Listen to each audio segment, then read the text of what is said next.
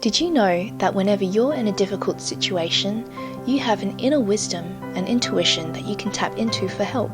This inner wisdom is called wise mind. The concept of wise mind was created by American psychologist Marsha Linehan. She developed this skill to help people regulate their emotions and behavior. Linehan believes that there are 3 states of mind: reason mind, emotion mind, and wise mind. In different situations, being in one of these minds is good and necessary. Emotion mind only thinks about our mood, our urges, and how we feel. Sometimes it's important to be in emotion mind. For example, if a loved one passes away, being in emotion mind helps us to grieve properly. Reason mind, however, is all about logic and only cares about the facts. Your own and other people's feelings and values don't matter when you're in reason mind. For example, when you're taking a maths test. But for the majority of the time, we need to be in the wise mind. Wise mind sees the value of both reason and emotion and is the harmonious balance between the two. The cool thing is, this wisdom is within each one of us. It just takes practice. So what do these 3 minds look and sound like in real life? Well, let's take a look.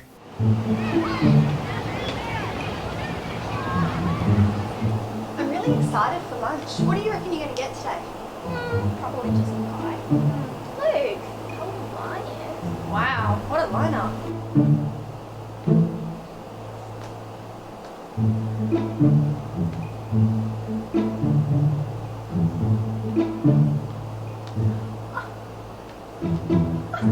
Now, what would it look like if Lily responded in emotion mind?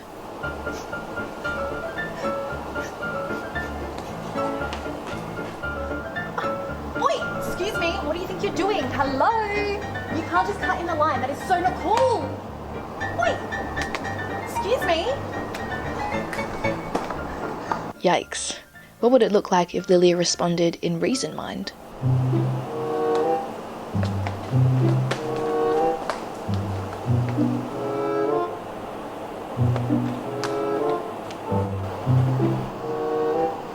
You've pushed in front of me. You need to step out of the line and go to the back. She got the job done, but this situation could have been handled with more maturity. Now let's see what wise mind sounds and looks like. It's rude of them, but it's really not a big deal and I don't want this to blow up. I'll let it slide this time, but if it happens again, then I'll have to do something about it. Ugh, I'm actually upset this guy thinks he can just push in front of me, but I'm not gonna let my anger get the best of me. The wise thing to do is just politely tell him that he pushed in and hopefully he'll move back. Excuse me, see, I think you might have accidentally cut in. My friend and I are actually in the lineup. Sorry, I didn't know what I was doing. I'll totally move back for you guys. That's fine. All good. She did it, but what if he didn't respond so nicely? See, I think you might have accidentally cut in. You weren't paying attention, you clown. You need to watch what you're doing. Wow, this guy's really testing my patience. I'm still gonna keep my cool. I'll ask Shuning for help. Hey, this guy keeps pushing in. He's pushed in and I've tried talking to him and he's just not taking anything I say on board. Can you help me out? Hey, you have to line up. How would you like it if someone pushed in front of you? He's so rude. I'm gonna go get a teacher and ask for help. Miss Ayres. Yeah. A boy just cut in front of me in the canteen lineup and I tried talking to him and he's just not listening. And I tried getting my friend to help and it's just not working out. Okay, let's go speak to him.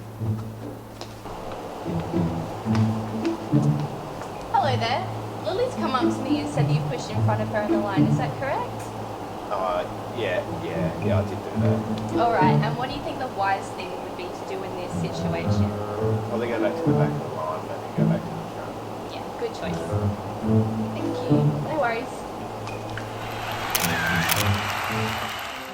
Can you see the difference between these 3 minds? Let's do a recap. When we're only in emotion mind, our mood and feelings control our thoughts and behavior. We often act on impulses rather than on any well thought out plan. Strong emotions can cause the unhelpful behaviours that we saw Lily do, such as crying, yelling, and hurting someone else. When we're only in reason mind, we act based on our factual thinking. For Lily in reason mind, she logically thought, well, he pushed in front of me, so I'll just go in front of him. However, setting other people's emotions aside when making decisions isn't always the best approach. When dealing with problems too logically, we can come across as cold and forget how to connect emotionally with others. But when we are in wise mind, we meet both our and the other person's emotional and rational needs. In wise mind, we are able to consider what is effective and appropriate for the situation. For Lily, she was able to solve her situation despite the different outcomes by calmly communicating and eventually asking for help. If we start to practice using wise mind, this will make a positive difference in our experience of difficult situations.